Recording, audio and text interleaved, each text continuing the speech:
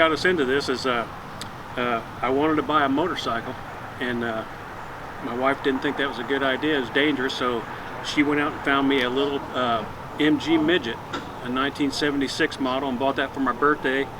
And 3 cars later, that's what got us into this, and that was in 2003. And this is our third time being up to John Twist. We were at his last 2 that he had ever had, and then as soon as we saw this one, it's like, hey, that's where we want to go. And being 100 years in MG, that's really cool. John's 50th year being in it, and it's just a lot of fun. And yeah, we don't have show cars, we drive our cars. So. About it. Well, this particular one, it's a right-hand drive. I converted it from a left-hand drive to a right-hand drive. I had a car that had right-hand drive and the sunroof, and the body was all rusted out and gone. And I found this not far from where we live with a blown motor, and the body was decent.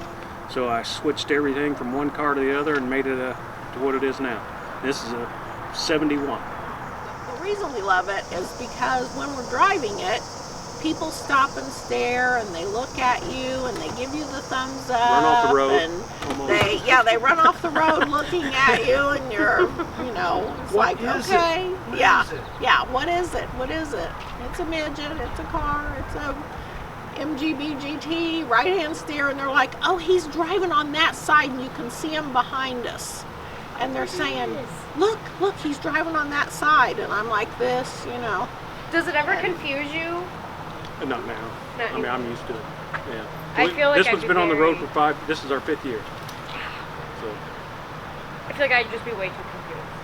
Yeah. I've driven it one time. It is confusing. You feel like you need to be scooting over in the seat when there's, another seat over there and no steering wheel. So yeah, it's fun to ride in it. How long have you been in the hobby? 51 years.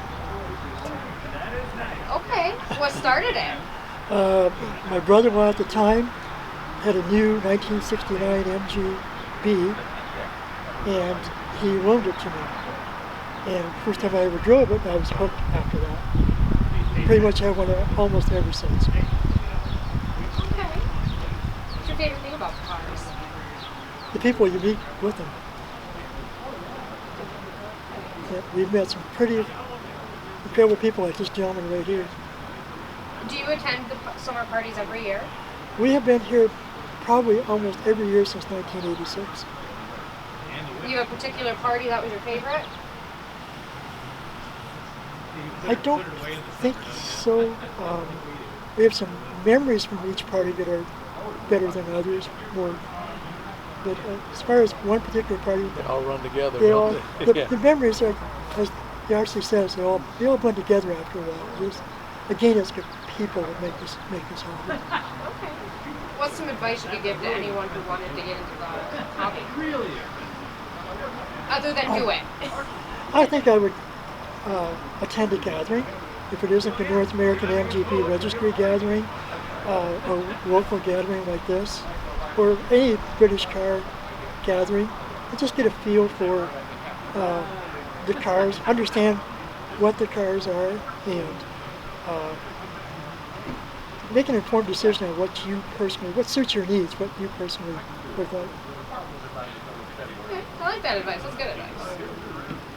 I think I kind of. Yeah, that'll do it to you. Yeah. That'll do it. I can't stress hard enough how important the people are.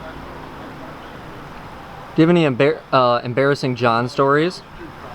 I've got a lot of embarrassing Drew stories, but I don't have any any embarrassing John stories. John is an incredible individual. He is the sort of the heart and soul of this hobby. I think a lot of us are here because of him. Where would we be without him? Yeah. Yep. That's sweet. He is I like him. Great guy. His wife Caroline, God bless her soul, was a wonderful, wonderful person. Also a very big part of the beginning of this, and through her life, she was as influential and important as he was. He had the technical expertise, but she was the brains behind the organization. I don't think he's going to argue with me on that either. All good. How long have you guys been in the hobby? Oh, geez, mid 80s. I think is There when you go. Kurt started. Yeah. How about you, How about you, Ron? How long when you did been? you start? That's a good question. That long ago. Seems like a lifetime. Since when I started, Just started the hobby, yeah. 67. 67. That's a long time too. He was still in high school. How many cars do you guys each own? I have just the one. I have one I got 2. at the time. At the time. Favorite thing about them? Oh, probably driving it. Sure. Yeah, that's probably the best part. Cruising around? It's fun working on them too. They're easy, simple to work on, so cheap for the most part. You guys have any embarrassing stories from your times here, or any John stories either? Well, if they're embarrassing, I'm not going to tell you. Yeah, nothing I'm gonna Any funny share. ones? Geez, nothing comes to mind really. Yeah. Had a few breakdowns. Yeah, there's been breakdowns over the years. I think I broke right before a show. The week before the show, my rear end broke. And John put a different rear end in a couple days. Not the correct rear end, so then I did it again after the show. But it worked. But it worked, yes. How many of the events have you been to? Oh my gosh, we were at every one since '86. All of them. So yeah, all of these events since '86. Wow. Yeah, but we're local. Well, 2 of us are local. Okay. Ron's from North Carolina, South Carolina. But yeah, we're not far. No. That one, George, oh, I love it. So that one. I like the brighter colors. Memories from all the past events? Yep. There are a going. few. I drive it all over the country, and to major MG events. And we're from Port Huron, so it was a quick drive today. But I go a lot to North American MGA Register, their events. This year was in Memphis. Last year in 2022, it was in Colorado Springs. Okay, I got as far as Dodge City, Kansas.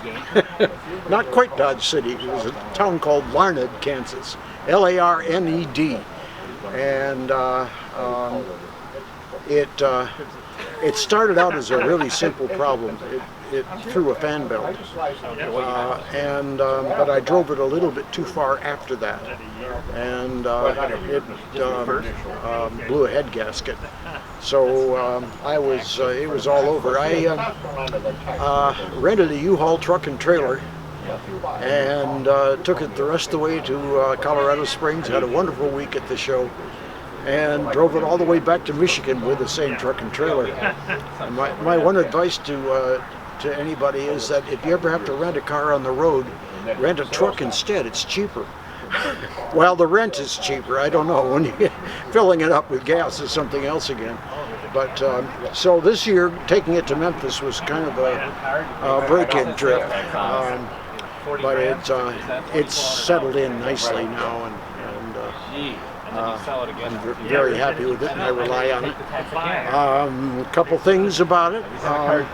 This is supposed to have the same engine as an MGA, which is a 1500 Series B MG engine. The same series engine for the MGB was bored out to 1800, and it got 96 horsepower instead of 58.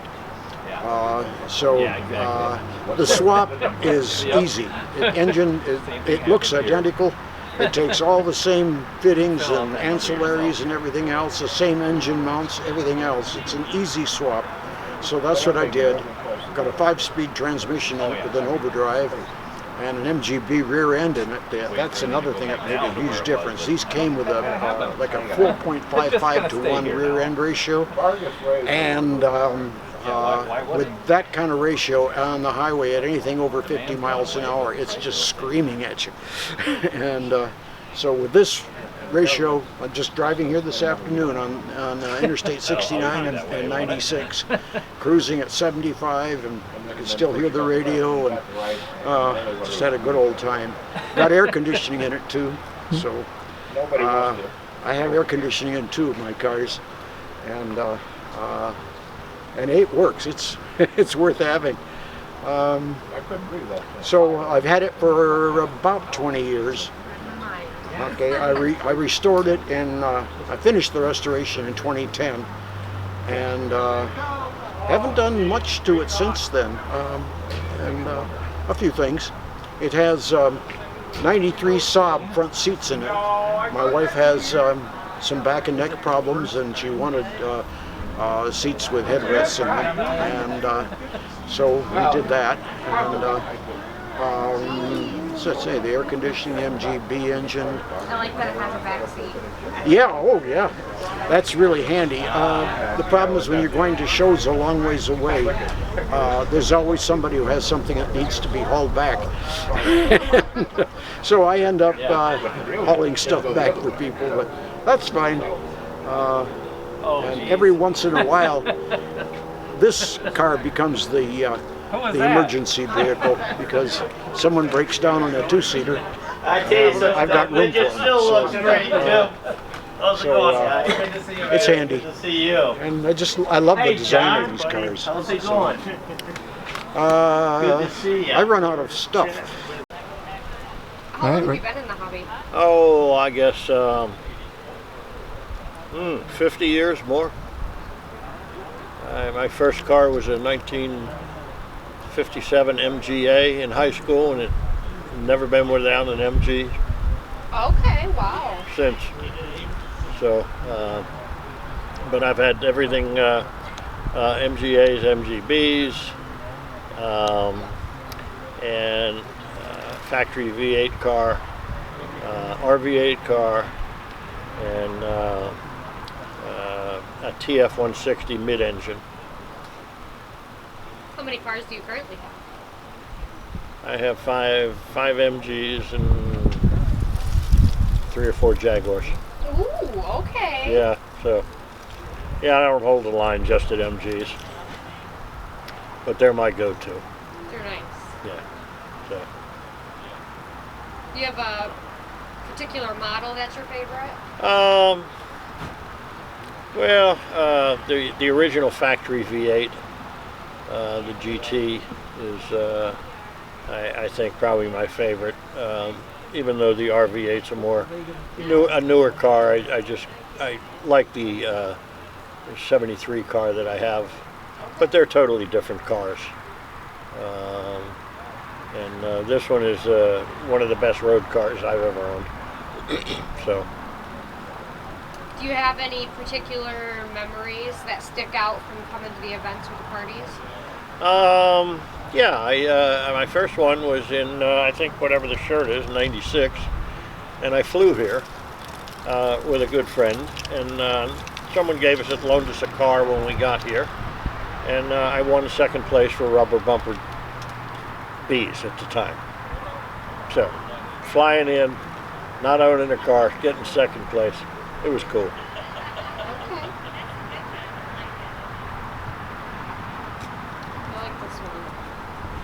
Okay. These cars.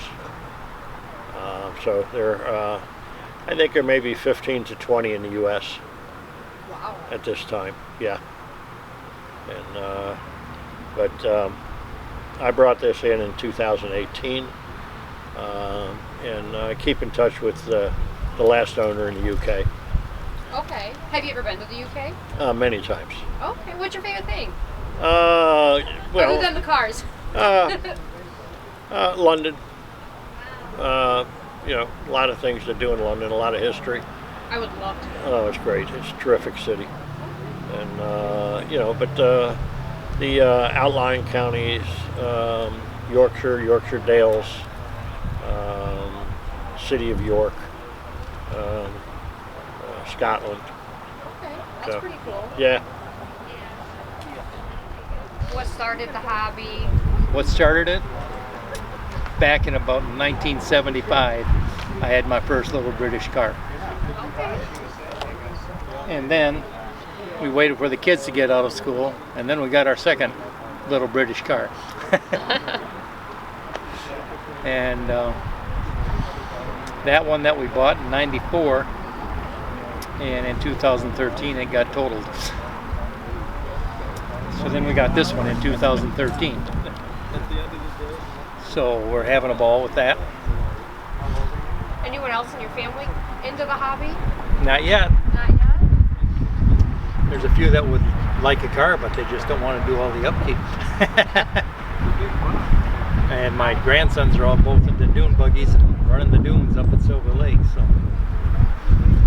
blowing engines and all that fun stuff.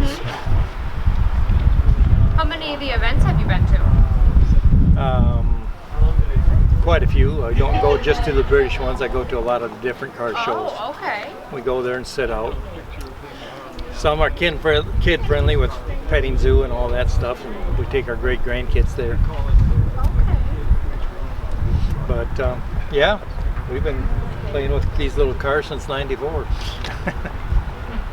In earnest. Before we didn't. Do you have a particular model that's a favorite? Right now the B is my favorite.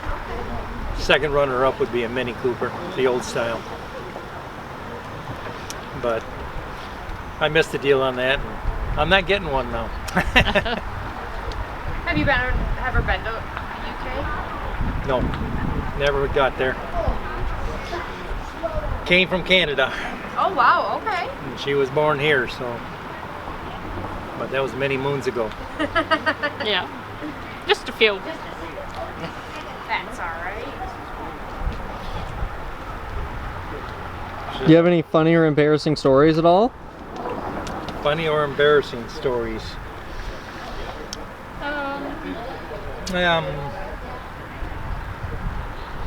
Well, we used to do color tours with our car club all the time, and some of the stupidest little things would make everyone pull over to the side and get you back on the road, like an alternator or a generator or a water pump and that kind of stuff. And everyone carries their own spare parts that they go through the most. We've had to change an alternator on the side of the road on the way up north. Are the parts pretty hard to come by in the U.S.? Or? Yeah, you can't find them just anywhere. You got to order them.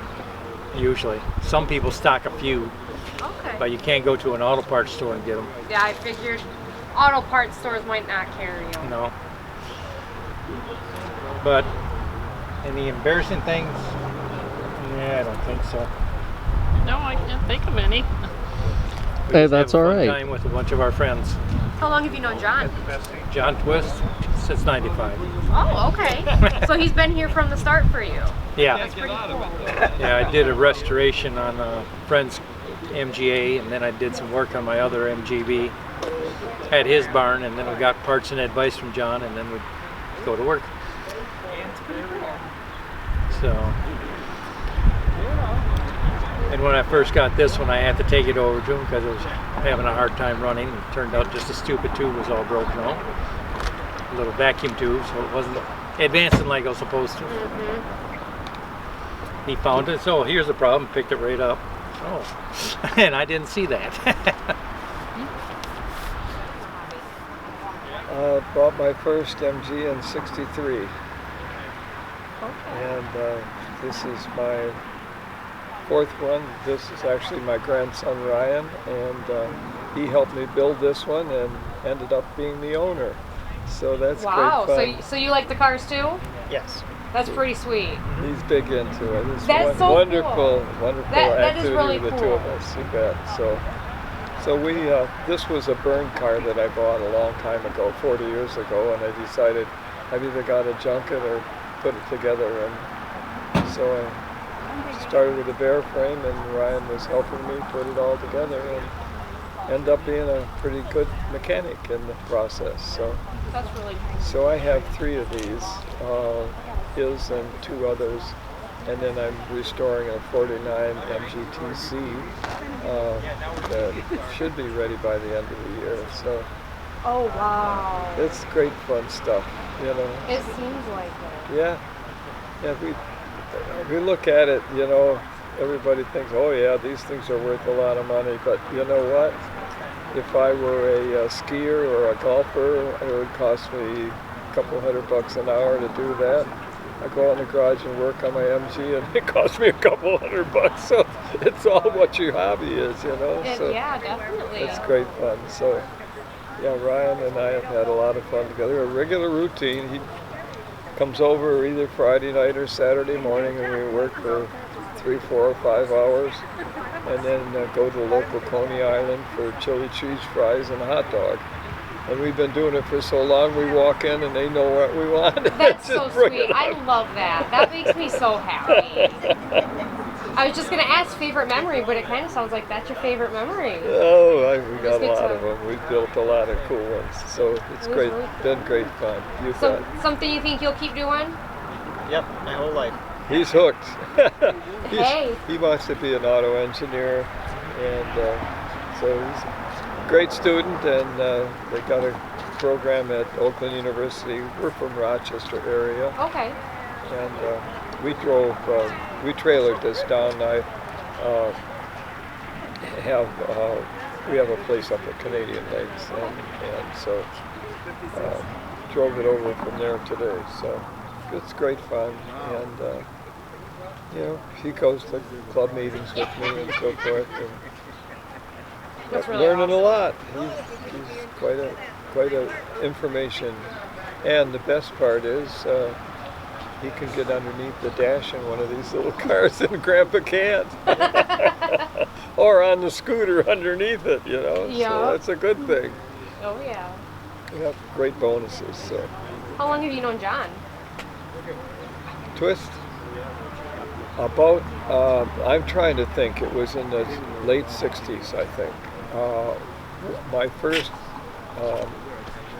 introduction to him, I stopped by Grand Rapids when he had his business downtown, and I stopped at his shop, and he said, I want to take you across the street, and he showed me his shop that had burned, and there were all those burned up cars in there, and so that's my earliest memory of him. And he's done work on my cars a couple different Okay. times over the years. So, That's really cool. That's a long friendship.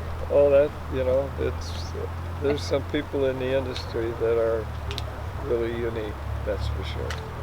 We've heard some pretty good stories so far. Oh yeah, I like you know, it. and I'm a T-series guy. And you know, but it's amazing how many bees are out here. There's just a ton of bees. Mm-hmm. But my first car I bought in Louisville is a wrecked car from my old boss, and paid $300 for it. That was back in the day when we didn't have the internet and you couldn't Google. So I put a list of parts together, went into the Louisville library and looked in the yellow pages in the Southeast for all the foreign car wreckers, and sent out all these letters looking for parts, and hit the jackpot in Tennessee and found enough parts to finish my first one off. So it's great stuff. You bet. 250,000 miles in the last 9 years. The car has 677,000 Yes, miles. thank you. Wow. It's 677,000 miles now. That one. How long have you been in the hobby? I bought one in 1968 when I was a sophomore in college. I had 3 of them in 1 year. A couple of them got smashed. Then I got married and gave the car up. I bought this one in 77. Tore it all apart, restored it, put it back on the road in 86. Driven it another 500,000 miles since then. Navigator is my kid, and he's 34 now. He was riding in this car before he was born. Same car. 1989, we were taking a trip around the country, and my wife was 6 months pregnant when we took the trip.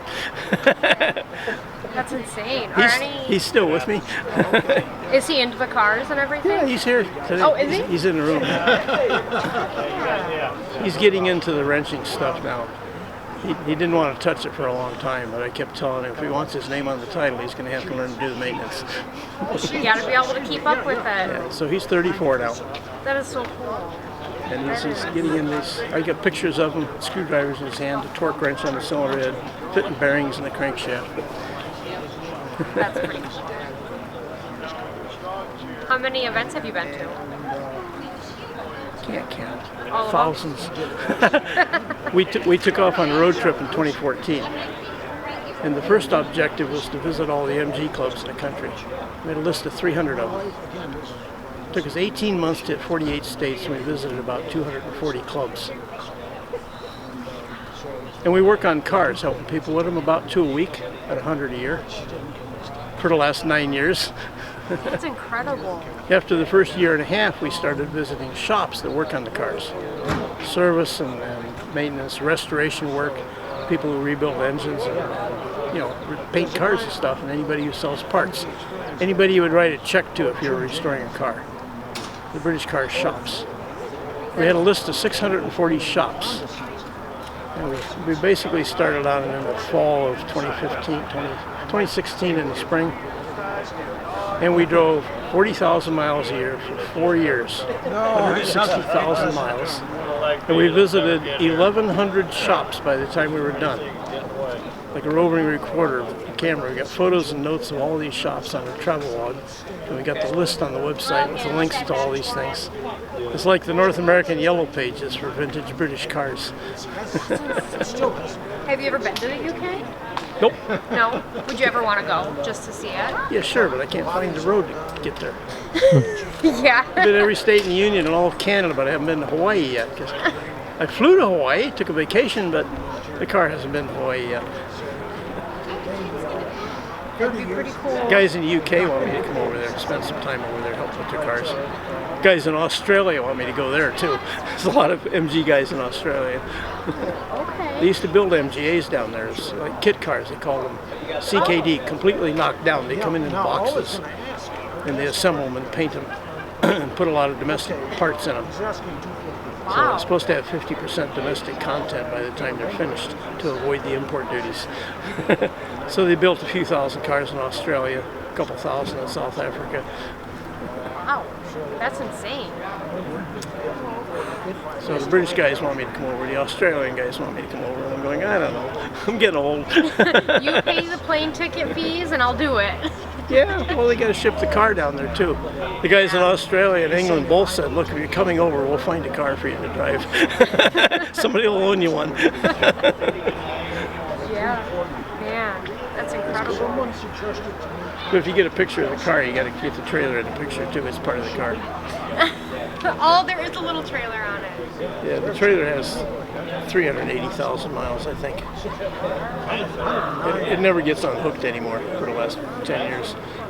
Does it pull the trailer pretty well then? Pretty well. If you're cruising along a flat highway, you wouldn't even know it was there. But if you're sitting at a traffic light and it turns green, the Honda Civic next to you just goes whoosh, and the guy behind you is honking his horn. Doesn't accelerate very fast. Hey. Yeah, it's 80 horsepower on a good day, right? It's towing a 600-pound trailer. That's incredible. It's a little slow in the hills and the mountains. You get 6 and 7% grades. You're in third gear in the truck lane, full throttle, trying to keep it up to 50 miles an hour, so the semi-trucks don't pass you up, you know? It's about as fast as a fully loaded semi. An empty semi will pass it up going up a hill. Takes some getting used to. You got to be not in a hurry, you know? It's a casual drive. Good to go. Hi, this is the MG Car Show hosted by John Twist. The date is August 18th, 2023. Came out, learned a bunch of cool stuff about a bunch of cool cars. It's been a blast. Safety fast.